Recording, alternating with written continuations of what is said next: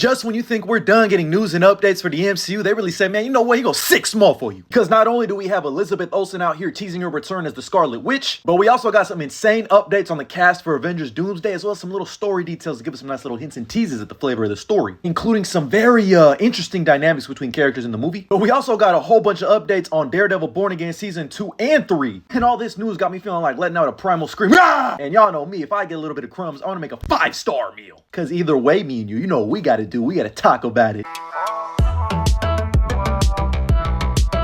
And boom! You looking for this? So Elizabeth Olsen has been making the rounds, going to cons and also doing a bunch of interviews, and she revealed that she wants to return as the Scarlet Witch in the MCU. As much as some of her comments in the past make it seem like she's done with playing the Scarlet Witch, she says it's still something that she thoroughly loves, and it's something that she always wants to return to because she loves this character. Going even more in depth, saying, I think the thing that's been so special about the last 5 years is I've gotten to do so much with the character that I never thought I would. There are still character through lines that have happened in the comics that I'd love to do that I think fans also want to. And she's absolutely correct. There's still so much more story to tell with this Scarlet Witch, especially if you take some stuff from the comics. I mean, she's spoken ad nauseum about how she still wants to adapt the true House of M for the MCU. And I mean, with the saga most likely being about mutants after Avengers Secret Wars, I could definitely see them adapting some type of element of this. Although I feel like we've kind of been there, done that with Wanda. It would just feel like retreading water. I think she's definitely in these Avengers films, whether it be a small cameo in Doomsday. I think she's definitely showing up in Secret Wars, and they're going to be adapting elements of the Children's Crusade for Avengers Secret Wars. It just makes too much sense. With the multiverse collapsing, there's another version of the Scarlet Witch out there, if not just our version, who we think is dead, presumably dead. Plus, with the introduction of Billy and Tommy Maximoff, and us most likely getting the Young Avengers, it would make a whole bunch of sense for Children's Crusade to be adapted. And it would feel like a missed opportunity if we didn't have Ian McKellen being her daddy, because this is just a dynamic that I need to see on the big screen. Magneto, the Scarlet Witch, Quicksilver, and Polaris, give me the whole family. And mind you, there's been a lot of rumors and speculation on my part about what Wanda's role could be in the movie. A Wanda Maximoff variant will appear in Avengers Doomsday. But not only that, she will be from the X-Men universe where Magneto rules Genosha and has a royal family dynamic with Pietro, Wanda, and Polaris. I still go back to that moment in WandaVision where she said, I'm my daddy's daughter for real.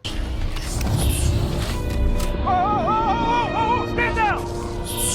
Not only that, not too long ago, Alex Perez also revealed that they were going to be taking heavy inspiration from the Family Ties episode of Wolverine and the X-Men, which is essentially an entire episode of Wanda and Pietro coming to terms with their heritage of being related to Magneto. And if Wanda, or a variant of Wanda, does appear in this film, I feel like Doom's gotta want her. So I feel like he would view the Scarlet Witch, a reality warper, as a valuable asset to his squad. And when I say squad, I've been feeling like Doom was gonna have his own team or antagonist joining his cause, because one, he's a master manipulator, and that's also a good reason for having him look like Tony Stark to get people on his side. And I actually think he's gonna be the one that instigates the Avengers versus the X-Men by convincing powerful antagonists to join his cause. Like, I could easily see him manipulating Magneto, the Scarlet Witch, and Namor by promising them a stake on his battle world, a world in the multiverse that is safe, that can keep their people safe. But outside of the MCU and the love that fans have for the Scarlet Witch from a business perspective, this is a money maker. Everybody and their mama loves the Scarlet Witch for the most part. You know, if you play Marvel Rivals, I feel like a lot of y'all probably hate her. And you know, the power scalers definitely hate Wanda because everybody be like, oh, she ain't really that strong. I mean, Elizabeth Olsen as Wanda Maximoff is a great character, and I would love to see more of her. And something else Elizabeth Olsen revealed is that she found out that she was going to be the villain of Multiverse of Madness 3 weeks before they started filming. So y'all can't ever convince me that the script wasn't the biggest problem of that movie, and also they rushed her becoming a villain. What this movie should have been was them fighting Nightmare, and us getting little hints and teases of Wanda becoming a villain later on down the line when she learns like the vast calculus of the multiverse and the power that it holds. Because then we could have got an Avengers Disassembled, and really that's what the next Avengers movie should have been, Avengers Disassembled, because guess what? They're disassembled. Where are the Avengers? There's adaptations you could have easily made with Wanda being the villain. But I get it. You just want to get to Doom and Secret Wars so you can get a soft reboot, and that makes a whole lot of sense too. You can obviously dive into the West Coast Avengers with the White Vision and Wonder Man. Don't forget that they have some type of a thing, and the brainwaves from the original Vision was created from Wonder Man's brainwaves. So we can get a little live action challenges between the Scarlet Witch, Vision, and Wonder Man. I kind of need that. But regardless, I'm telling y'all right now, get ready for a whole lot of more Mummy Wonder. But moving on over to the next bit of news, and that's updates on Daredevil Born Again Season 2 and 3. Producer Jesse Wigatow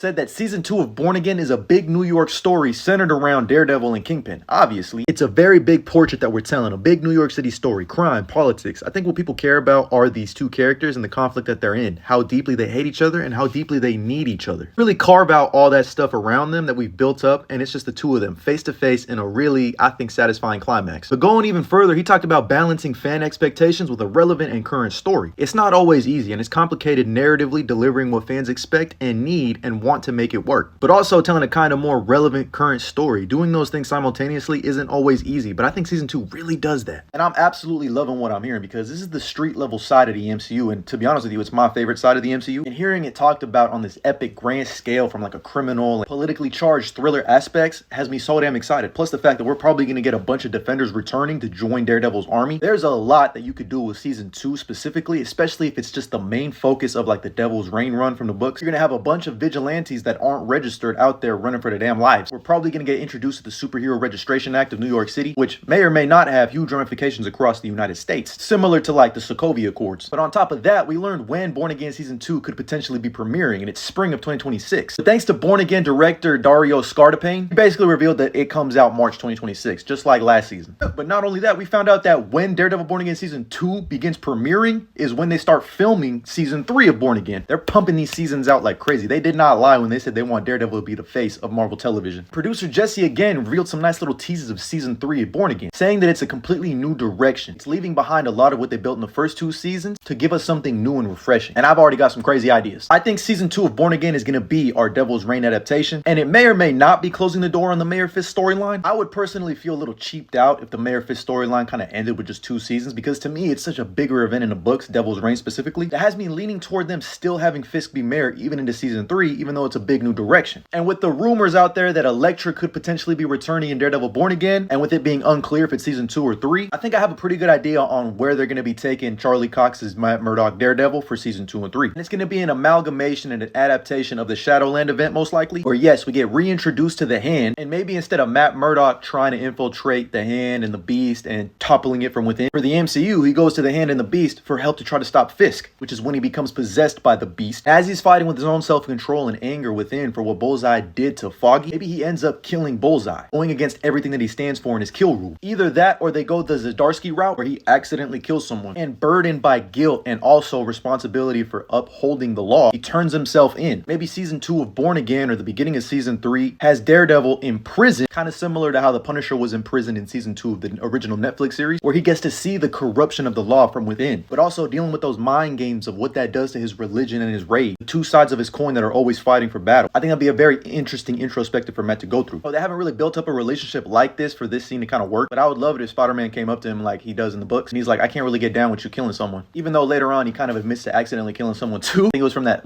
Spider-Man and Wolverine crossover comic, either that or Gwen Stacy, but this is how they kind of reconcile with each other, and I would love to see it, because I'm telling y'all right now, we're getting that Spidey Daredevil team up sooner rather than later. But regardless, with Matt in jail, that's when we get the return of Elektra, but as Daredevil, who, in honoring Matt, takes on the mantle to stop everything that he would have stopped. And then we can eventually get the Red Fist saga with both Elektra and Matt Murdock as Daredevil. This is easily one of my favorite, most recent runs for Daredevil. I mean, if you have not read this, you've got to. And that could lead into a whole bunch of other supernatural religious aspects of Daredevil that I've talked about ad nauseum before. Because I'm telling y'all, bro, there's still so much story you could tell with Daredevil. You could do the Unleash Hell route with Elektra and get the return of Muse as a literal demon. Maybe we get the return of Foggy. Either way, if I could be real with you, I'm more excited for the Born Again and television side of things than I am for the movies. But moving on, we got Tenoch Huerta teasing what his relationship as Namor could be with Sue Storm. And thank God that Tenoch Huerta is one of us. He said, well, I really like Pedro Pascal. I'm letting y'all know right now, this is one of the worst ships in comics history. And if you are seriously someone that ships for this relationship, you need to be put on a list. Like, I get it. The drama of having a Challengers-esque moment between Namor, Sue, and Reed is interesting for some of you people for some reason, like very soap opera-y. But Namor goes about it in such an abusive and like sexually assaultive way in the books that it's just fucking creepy. Sue would be hitting that Fat Joe, leaning all the way back saying, get back, motherfucker, you don't know me like that. I legit just can't see these two like having that type of dynamic in the movies anyway. Plus, Namor has his own fucking glass of milk. Go find Sandy, introduce her. Leave my family alone. But moving on to some very sad Doomsday news, I'm gonna give this 0 dooms.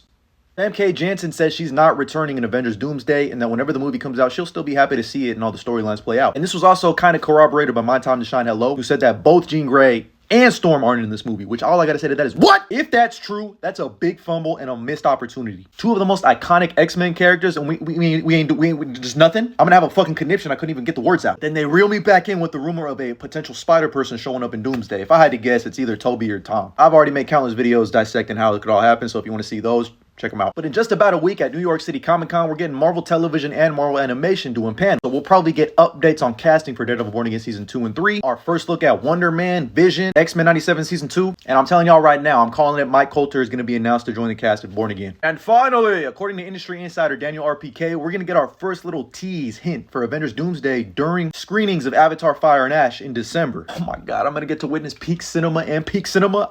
That's for what the first look could be. I don't know. Just give us our first look at Downey Jr. as Doom, for real. I'm tired of these back shots and concept art. I need to be in that theater screaming, I'm going to give this 5 big Dooms. But that's all the new news and updates we got about the future of the MCU. My thoughts, and opinions. Let me know what you think about all of this down in the comments below. And as always, like and follow for more.